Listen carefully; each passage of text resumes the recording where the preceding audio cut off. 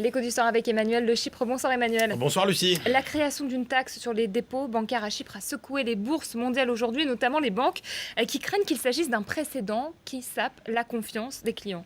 Oui, c'est une crainte qui est quand même très largement exagérée. Chypre, d'abord, c'est un tout petit pays, c'est 1% seulement de la production européenne, c'est grand comme le Nord-Pas-de-Calais, et c'est un pays qui a prospéré parce que c'est un double paradis, un paradis touristique, mais surtout un paradis fiscal, dont les banques ont énormément grossi grâce à l'afflux massif de capitaux, et notamment de capitaux internationaux. Ces banques ont pris trop de risques, elles sont au bord du gouffre. Résultat, le pays a demandé 17 milliards d'aides, donc le FMI et la Commission européenne ont dit OK pour 10 milliards, mais pour 7 milliards, il faudra que ce soit les Chypriotes qui payent, d'où la décision de Nicosie d'instaurer une taxe exceptionnelle de 6,75% sur tous les dépôts bancaires au-delà, à moins de 100 000 euros, et puis au-dessus, c'est presque 10% de taxes pour les 7 milliards manquants. Il y en a beaucoup qui ne sont pas d'accord, ceci dit, Emmanuel, qui pensent que c'est de la spoliation, carrément. Et puis pour les Russes, c'est carrément un acte barbare.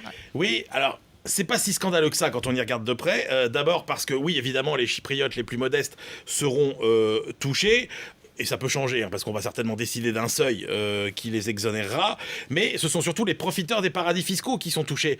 Résultat, on a quand même sur les 70 milliards qui sont dans les banques chypriotes, la moitié qui sont d'origine étrangère. Et qui on a voulu frapper, c'est évidemment eux, ces riches notamment, et peut-être même les mafieux russes, il faut le dire. En prenant cette décision, on est sûr de les frapper. Et puis, si on n'avait pas pris cette décision, qu'est-ce qu'on aurait décidé ? D'augmenter les impôts, par exemple. Et là, c'est les Chypriotes qui auraient tout payé, alors que là, ils ne paieront que la moitié de la facture. L'autre moitié de la facture, ce sont les profiteurs des paradis fiscaux qui la paieront. Donc, c'est pas si injuste que ça. Rapidement, une question qu'on se pose aussi, Emmanuel. Est-ce que cette taxation des dépôts bancaires peut arriver un jour en France, dans le contexte de crise qu'on connaît ? Non, parce que ailleurs qu'à Chypre, ça a beaucoup plus d'inconvénients que d'avantages, ce genre de décision. Si jamais cette décision était prise en France, d'ailleurs elle n'a été prise dans aucun autre des pays en crise, imaginez, c'est toute la crédibilité d'un des systèmes bancaires les plus performants du monde qui serait remise en cause. Ça veut dire des dépôts qui s'enfuient, des investisseurs étrangers qui s'enfuient, des taux d'intérêt qui explosent, bref un scénario catastrophe. En France, on a des méthodes bien plus simples